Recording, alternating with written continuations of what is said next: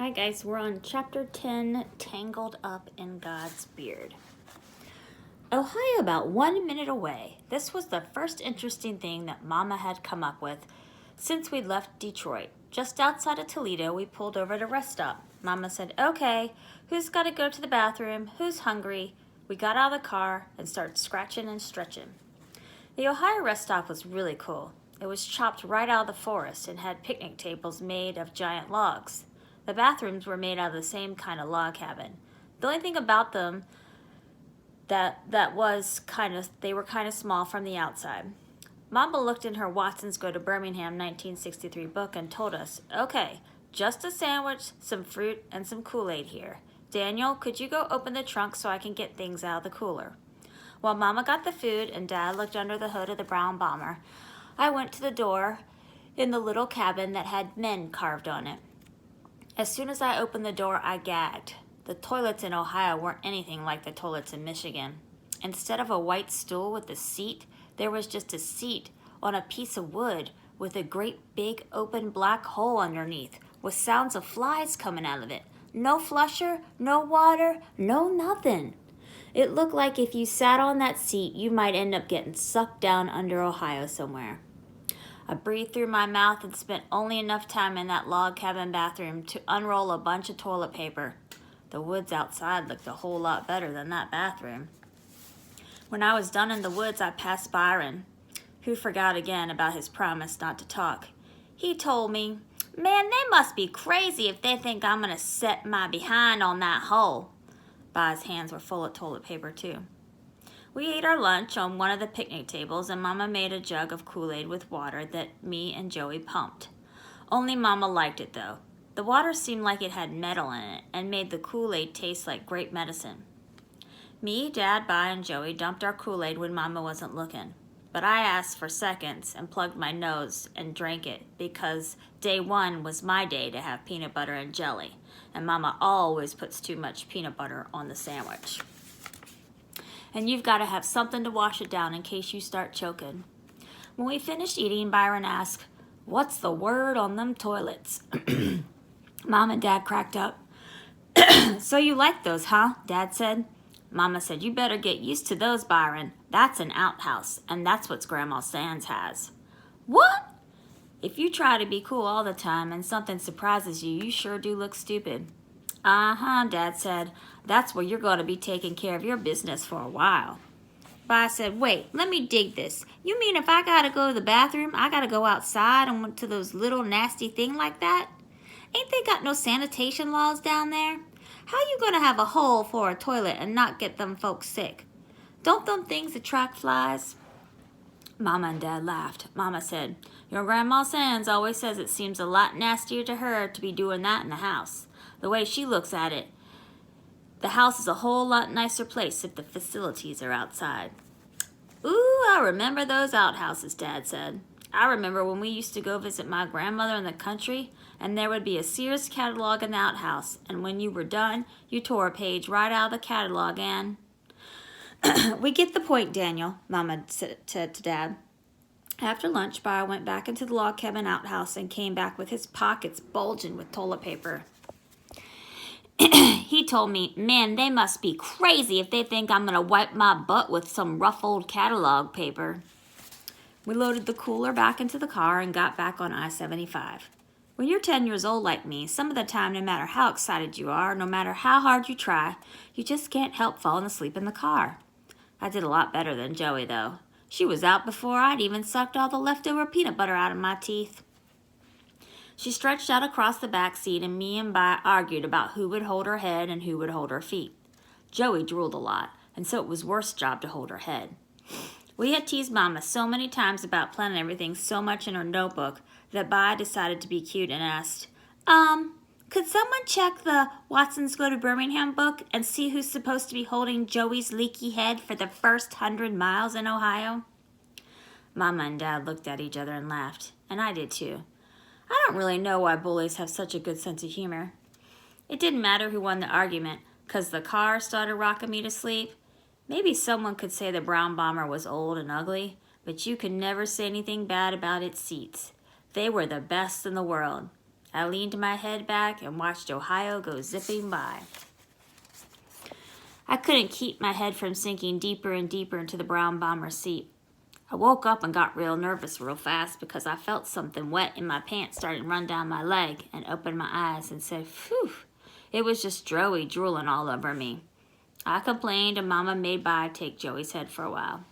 I took her shoes off for her, and inside one of her shoes was a kind of worn down picture of a little white boy with a girl's hairdo and a smiling dog. In a circle around both of them it said Buster Brown.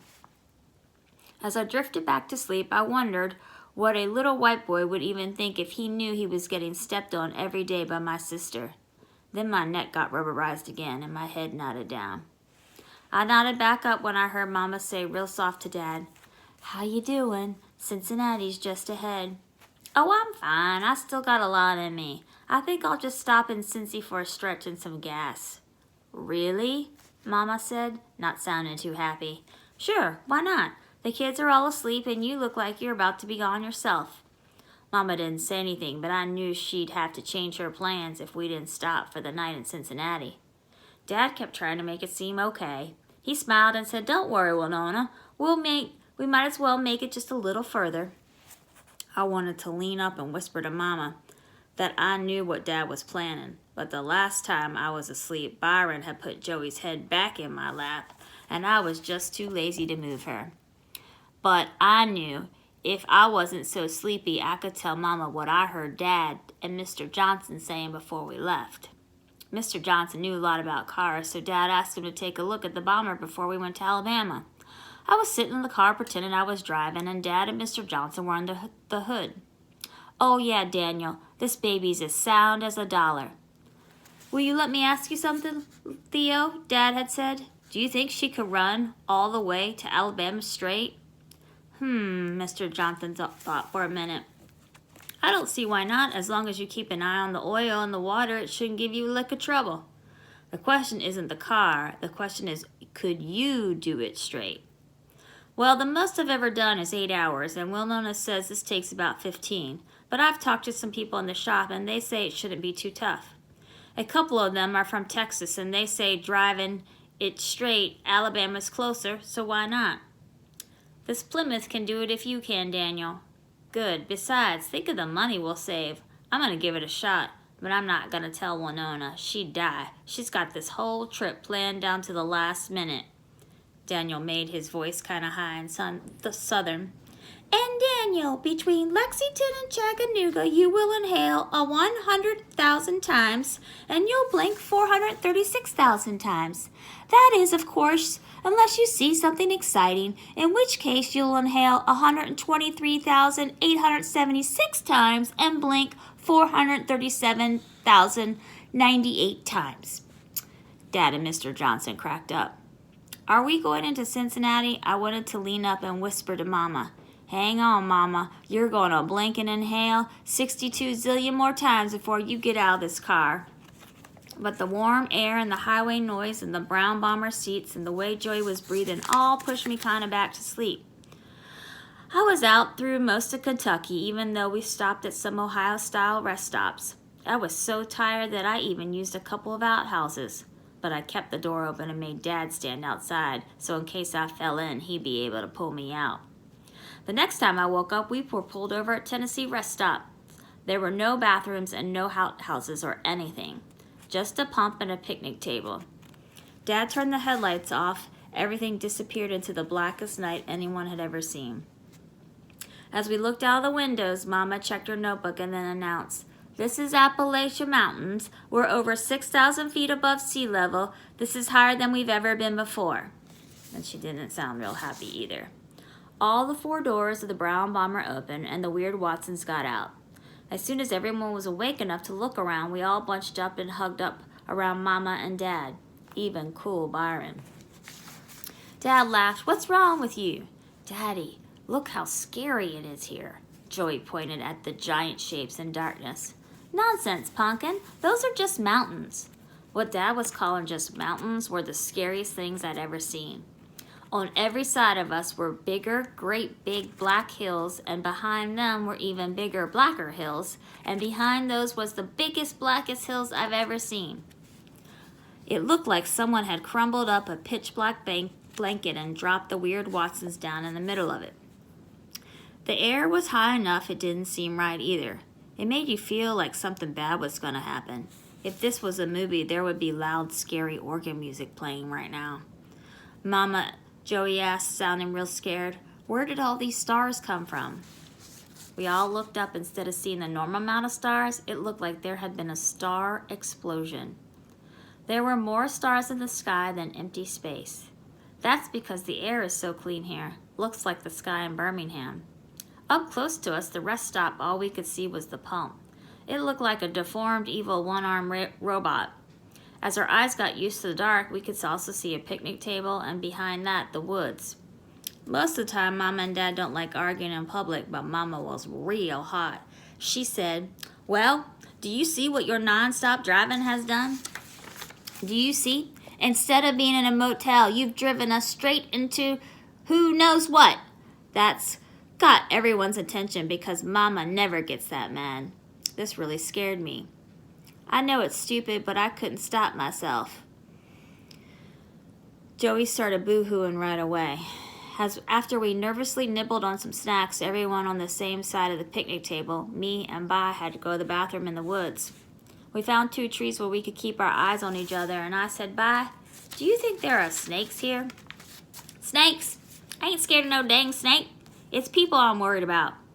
I stopped looking at the ground and began watching the black woods. What people? I wish I'd picked a tree closer to Byron. Did you hear Mama say this is Appalachia? So? Man, they got crackers and rednecks up here that ain't ever seen no niggers before. If they caught your butt out here, they'd hang you and then eat you later. What's a redneck? A hillbilly, only worse. Some of them don't even speak English. We made a break for the brown bomber. If Byron was trying to scare me, he was scaring himself too. I went too fast though. I felt a couple of warm drips dribbling down my leg. This time I couldn't blame it on Joey's drooling either, but I didn't care. Having a little pee in your pants is better than being a dinner for a redneck. We loaded up the car back up, and no one really relaxed until Dad drove back on I-75 and turned the headlights on. The lights knocked out some of the darkness of the way, and we felt safe again. Everybody was better and laughing and talking a mile a minute. I can't believe how this air feels, Dad said. He was right. Everything smelled light and green. Whose turn is it on the Ultraglide? Mine, I yelled and handed Mama yakety yak, and they all moaned. Dad stuck his hand out the window just as the song came on and said, feel that coolness. It feels like you're running your fingers through silk. Me, Mama, Joey, and even Daddy Cool all did what Dad told us to do. And Dad was right. It felt great. Wiggle your fingers in it, Dad said. We all did, and the air seemed slippery and cool as you blew your hand. We were so high and the air was so perfect that do you know what I think we're doing? Dad asked. What? I think we've got our fingers in God's beard, and as we drive along, we're tickling him. Byron acted like he was going to throw up. As we drove down the mountain with our arms sticking out of the windows and our fingers wiggling in the breeze, I thought the brown bomber must look like a bug lying on its back with 4 skinny brown legs kicking and twitching, trying to put back on its feet. Whatever we were doing, it was the best part of the trip so far. I mean, what could be better than driving on a mountain while Yakety Yak played, cool air blew over you? All right, that's the end of chapter 10.